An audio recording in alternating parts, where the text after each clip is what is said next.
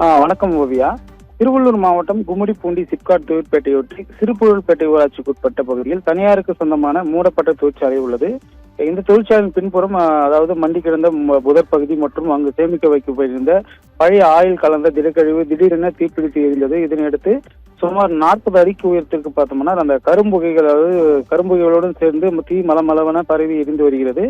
சிப்காட் பகுதியில் கரும்புகை சூழ்ந்ததால் வாகன ஓட்டிகள் பொதுமக்களும் மூச்சு திணறலுக்கு உள்ளாகியுள்ளனர். குறிப்பாக கும்மிடிப்பூண்டி பகுதியில் பல்வேறு தொழிற்சாலைகள் உள்ள நிலையில் அங்கிருந்து வெளியேறும் அந்த கரும்புகைகளாலேயே மூச்சு திணறல் உள்ளிட்ட பல்வேறு பாதிப்புகள் மக்கள் உள்ளாகி இருக்கும் நிலையில் இன்று ஏற்பட்ட அந்த திடீர் தீ விபத்தினால் மேலும் புகை அதிகமாக காணப்படுகிறது. இதனால் பாதசாரிகள், அதே பொதுமக்கள் உள்ளிட்ட பல்வேறு தரப்பினர் பார்த்தோம்னால் மூச்சு திணறல் உள்ளிட்ட பல்வேறு உபாதைகளுக்கு பாதிக்கப்பட்டுள்ளனர்.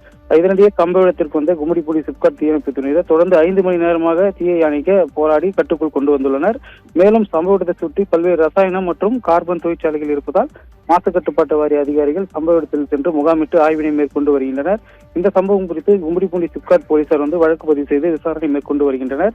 தொடர்ந்து திருவள்ளூர் மாவட்டத்தில் அடுத்தடுத்து கோடை வெப்பத்தால் இந்த தீ விபத்தானது ஏற்பட்டு வருவது மக்களிடையே அதிர்ச்சியை ஏற்படுத்தியுள்ளது. ஓவியா.